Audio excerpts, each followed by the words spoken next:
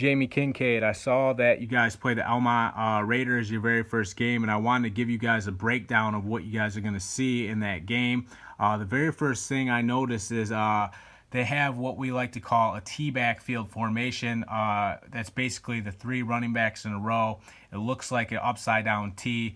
And there's one common theme throughout their formations, and that's they like to set up what we call a 31 and a 32.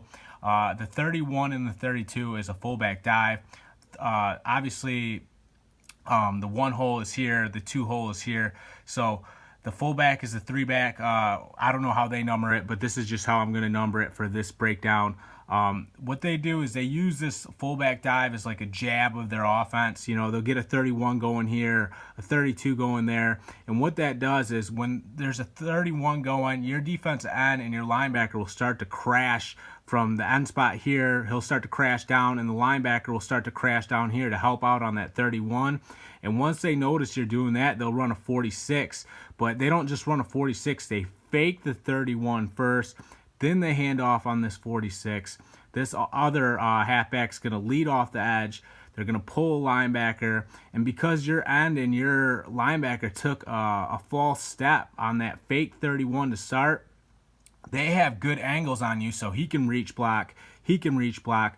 Then they have the halfback coming off the edge. Then the pulling guard coming around the edge. So now you're getting walled off, plus they have two extra blockers out there, and it's very, very tough to stop that. You know, they use the fullback dive like a jab, and then they use the 46 like a hook. So they can do the same thing in the opposite direction. They'll run a 32, run another 32, and as soon as your end starts to crash, and as soon as your outside linebacker starts to crash, they're going to run what we call 45. So they fake the 32, then they run the 45. This offset back comes off the edge.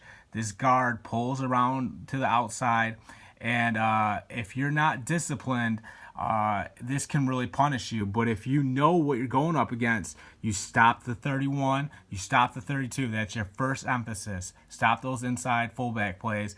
Then you got to key in on the 45, which is that way, and the 46, which is that way. And if you do that, you're going to be in good shape. But they don't run it just out of T formation. They also run what we like to call a double wing. So the same concepts apply. They'll like to get you on 31 here, and then eventually after you start to crash to help on the 31, your outside backer in the DN, they're going to fake the 31, and then they're going to hand off on this 46. He's going to come out wide. He's going to lead block. This guard here is going to pull. So you're in a bad angle from trying to jump that 31, and now they have numbers at the point of attack out here with the wingback helping out and the pulling guard. And it's just the jab with the 31 and the 32. And then as soon as you start to get that, they run, you know, the 45. So fake the 32, run the 35. The wingback blocks out, and the guard pulls down the line of scrimmage, tries to get you. So you got to stop the 31 and 32 first. Then you got to stop the 45 and 46 off of that. And those are really the staple of their offense. They also run shotgun four wide. They also run shotgun trips, but they don't want to beat you in those formations. Those are just to spice up their offense. I don't think they can make a living playing out of those formations. They really do their dirty work out of T formation and double wing. So stop the 31, stop the 32, stop the 45, stop the 46. And the other thing, when you have a tight end on your side, make sure your defense end is punching the tight end. And we say punch, you don't literally punch him. You actually just really give him a shot with your hands.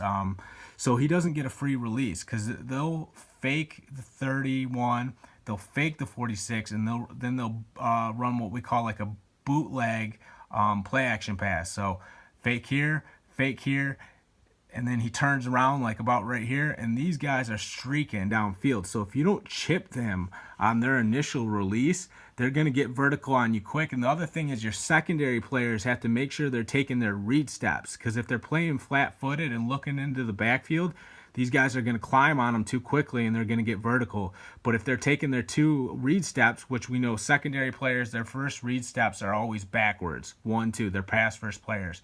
1, 2. The safety over here, 1, 2, 1-2. Well, if they do that correctly, these guys are still going to be in front of them, and you're going to have a chance to make the play. So really, those are the concepts and common themes throughout their offense. One other play I want to say, or show you guys, I should say, is they'll line the fullback here and the halfback here, and then pre-snap, they'll motion him. He comes back here. They say set hut. The quarterback just turns and pitches to this guy who's coming back like this. These two running backs are going to lead. This backside guard's going to pull. So that's another common theme too. They like to get the ball to the motion backs, use the running backs to lead block, and use the backside guard to pull, and just get numbers at the point of the attack so you can't match up. Even if you do have a guy who does his job, it's usually like a 2-on-1 or a 3-on-1. So now he's got to try to split these blockers and make a play in the backfield. The other thing that has to be mentioned is they like a jet sweep with these wings. So if you see this motion man pre-snap going, your defense has to communicate, watch the jet sweep, because he's going to motion pre-snap, get the ball here. He's going to have a head of steam while your defenders are playing flat-footed. And that play can be very, very lethal to a defense, because before the snap, he gets a lot of momentum going.